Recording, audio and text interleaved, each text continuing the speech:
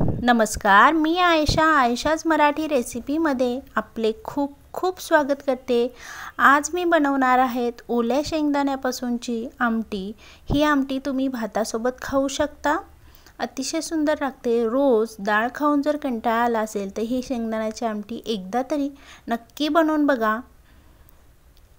आषाढ महिना असताना ओल्या शेंगदाण्या सहज बाजारात उपलब्ध होतात। अशा ओल्या शेंगदाण्यापासून आपण ही आमटी बनवणार आहोत।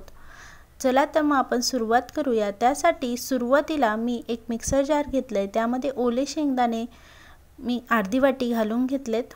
याचमध्ये मी आता 4 ते 5 लसूण पाकळ्या घालून घेते। त्यानंतर 4 ते 5 हिरव्या मिरचीचे काप मी यामध्ये घालून घेणार आहे आणि थोडीशी कोथिंबीर धुवून स्वच्छ मी ती घालून घेते।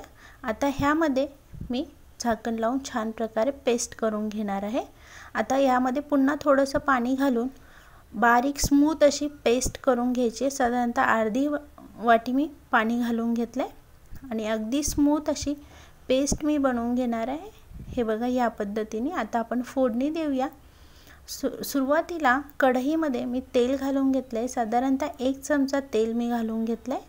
यामध्ये 1 चमचा मी मोहरी घालून घेतली आहे। मोहरी छान तडतडली की आपण पुढची फोडणीची तयारी करूया। मोहरी छान फुटू द्यायची, तडतडू द्यायची। नंतर यामध्ये साधारणतः 1 चमचा जिरे घालून घेतलेत।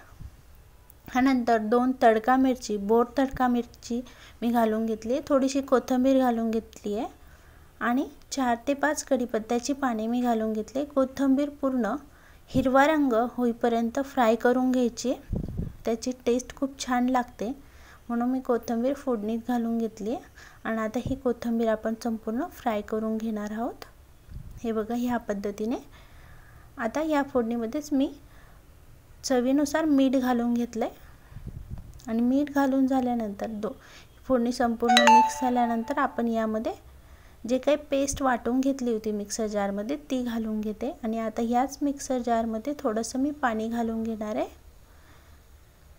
आता ही संपूर्ण फोडणी व्यवस्थित त्या शेंगदाण्याची पेस्ट आहे त्याला लागते आणि आता याची छान अशी उकळ काढून घेणार आहोत। थोडंसं मिक्सर जारमध्ये मी पाणी घालून घेणार आहे आणि हे पाणी यामध्ये ॲड करून घेते आणि आता याला व्यवस्थित अशी उकळ घ्यायची आहे छान। हे बघा, एक उकळ आल्यानंतर यामध्ये आता आपण आवडीनुसार आमसूल घालणार आहोत। तुम्हाला आवडत नसेल तर नाही घातलं तरी चालेल। 4 ते 5 आमसूल मी एक उकळ आल्यानंतर घालून घेते